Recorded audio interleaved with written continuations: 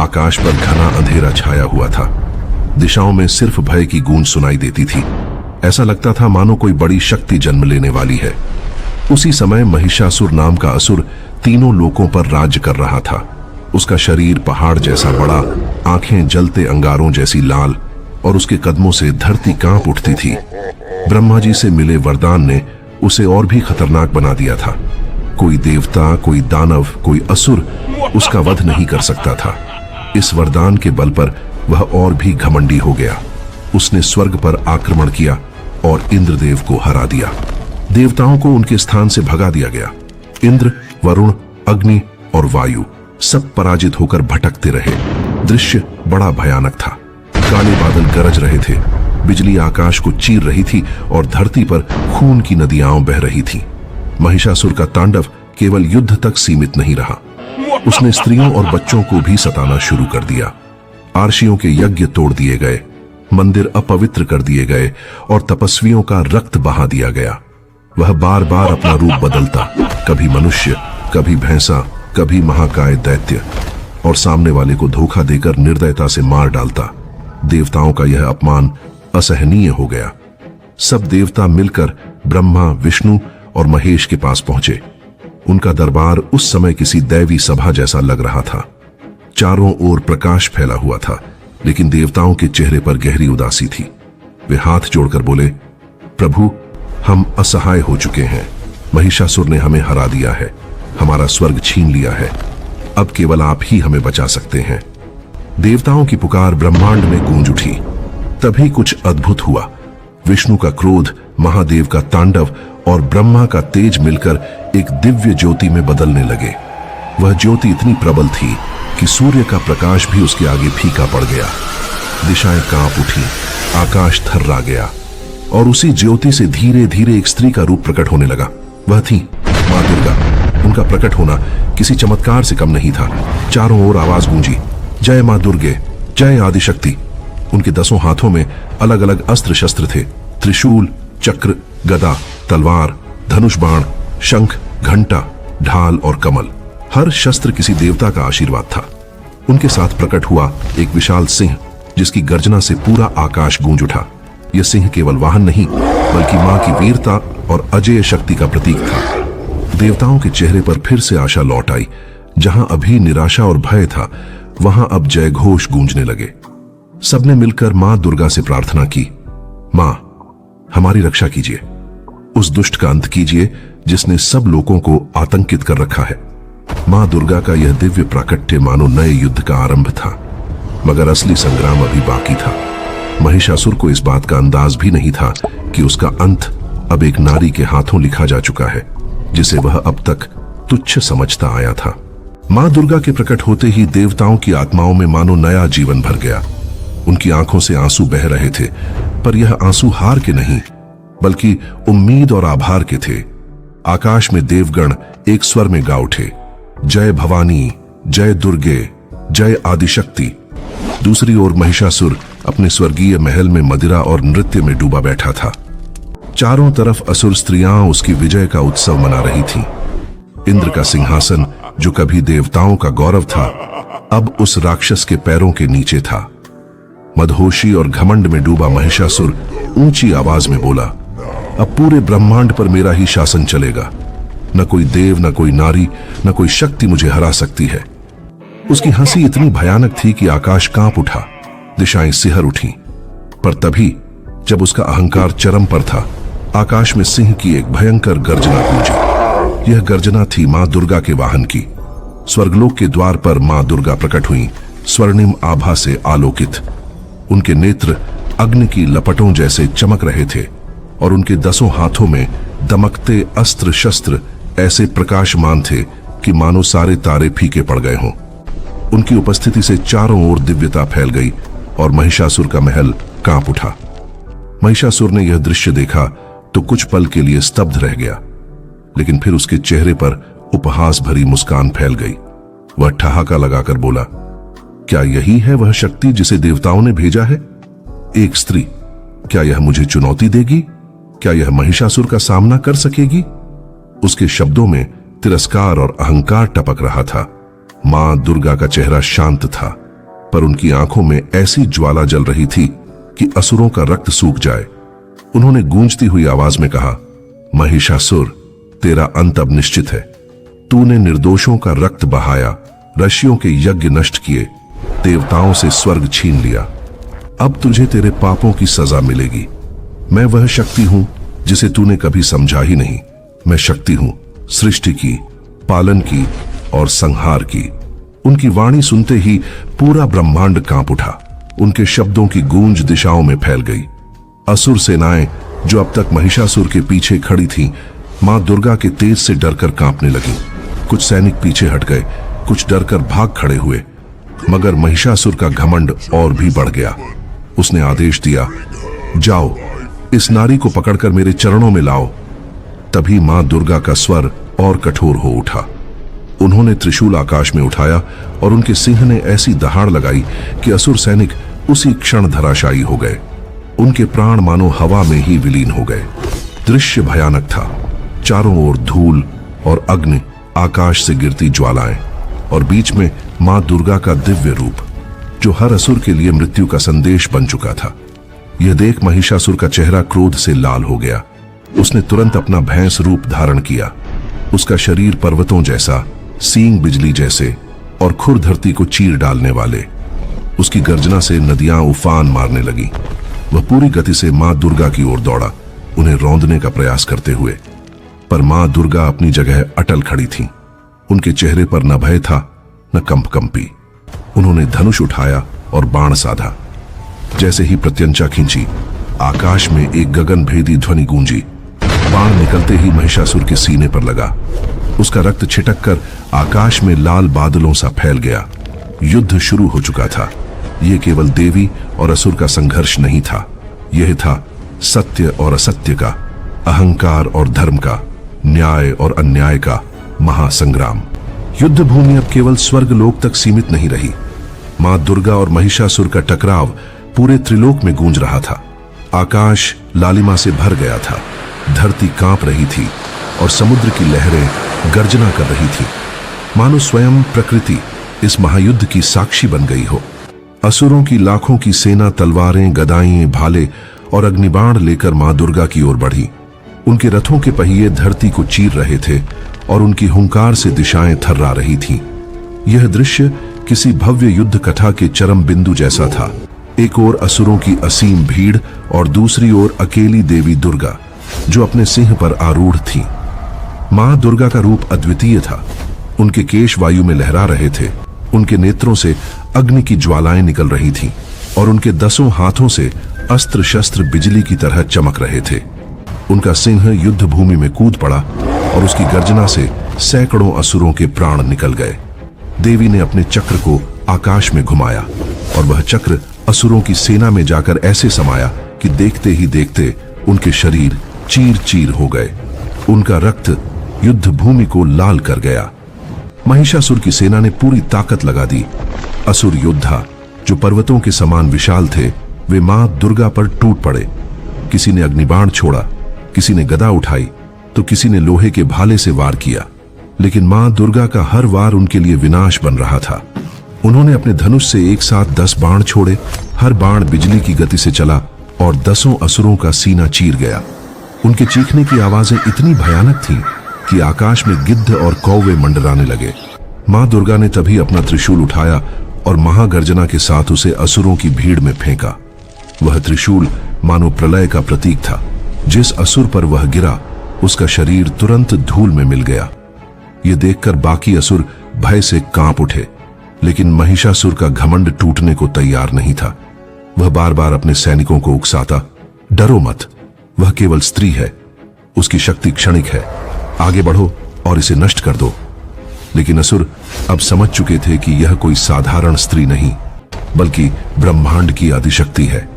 कई असुर अपने प्राण बचाने के लिए भागने लगे। मां दुर्गा का स्वर गूंज उठा, जो अधर्म का साथ देगा वह मृत्यु से नहीं बच पाएगा।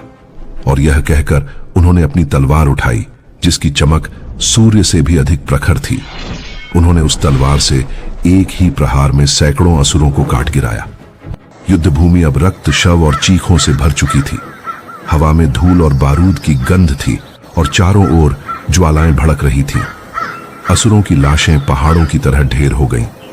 मां दुर्गा और उनका सिंह गर्जना करते हुए आगे बढ़ रहे थे और असुर पीछे हटते जा रहे थे।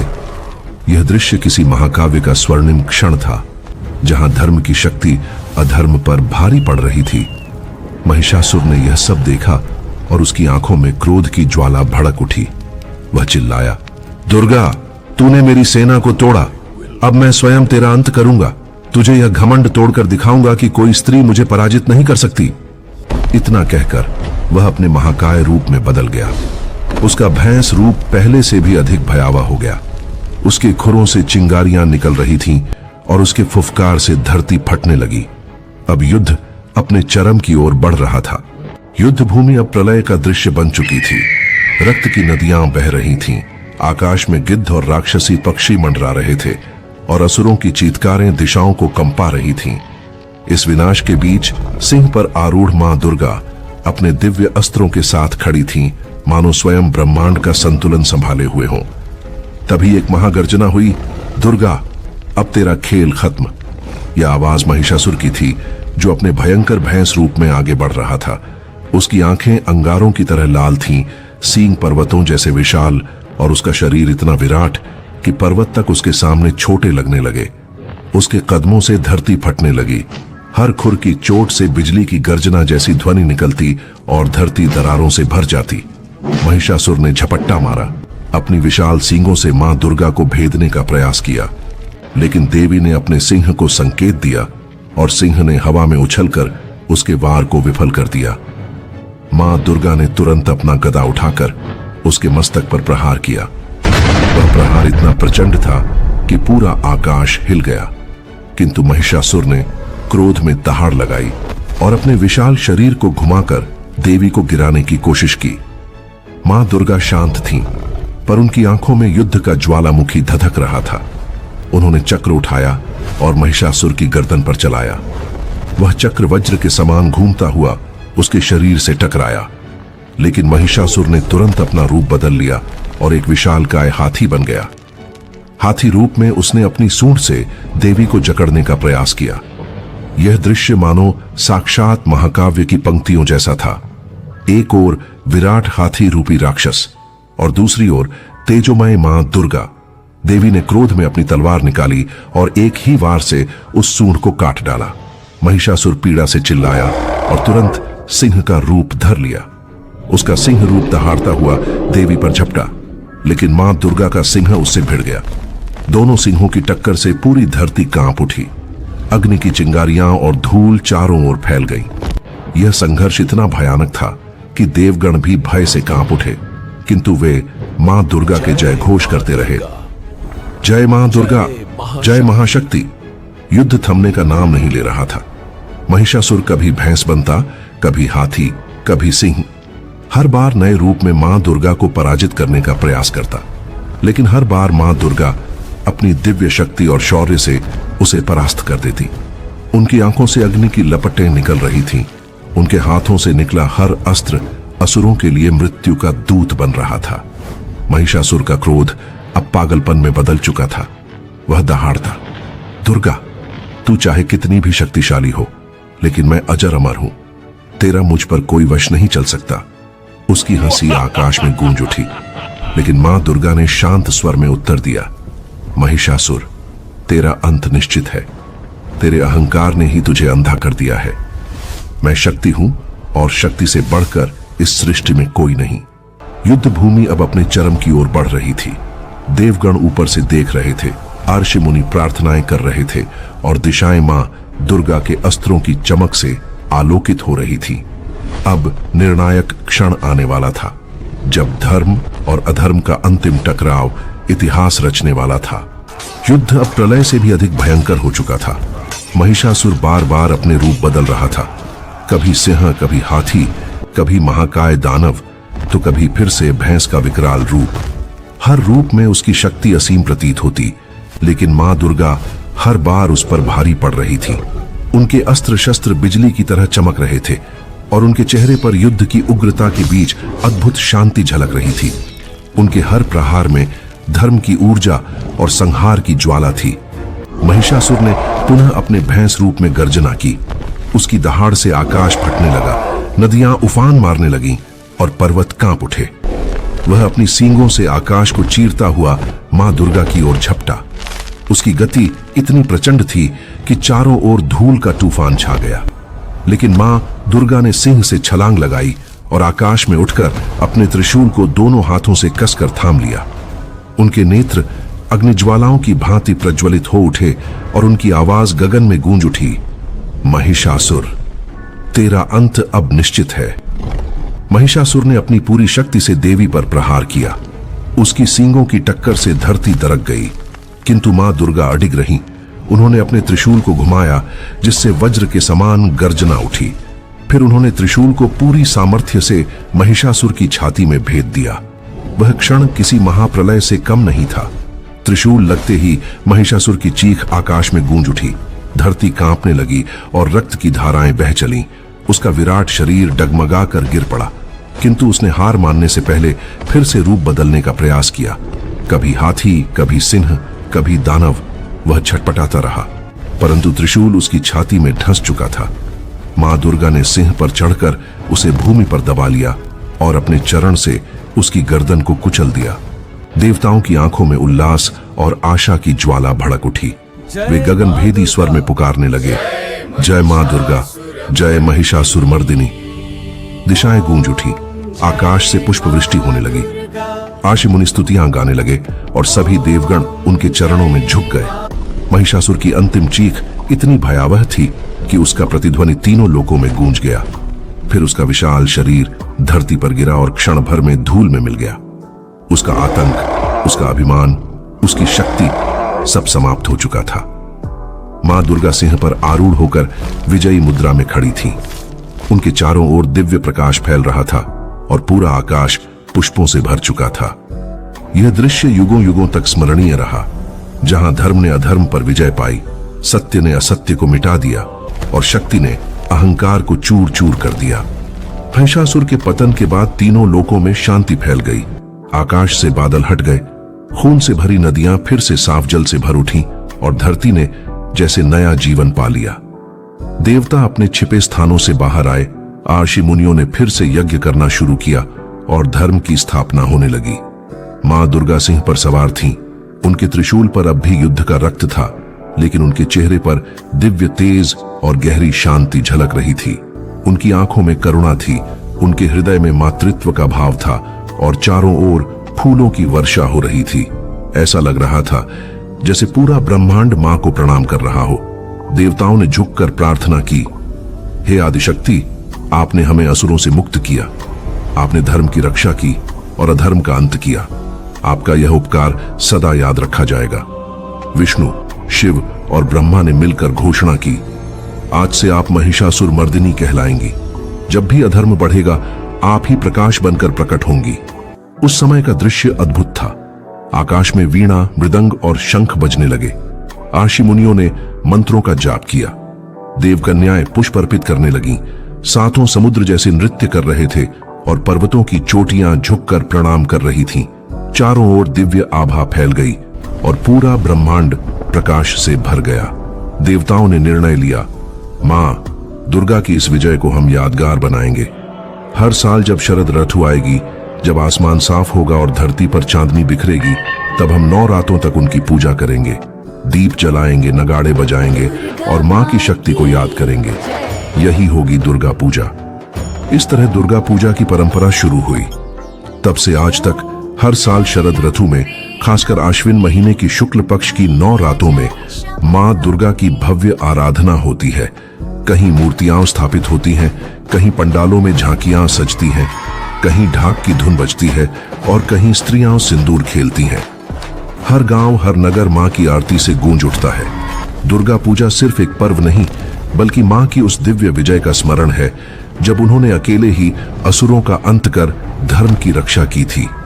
मां दुर्गा की यह कथा केवल एक धार्मिक कहानी नहीं है, बल्कि एक संदेश है।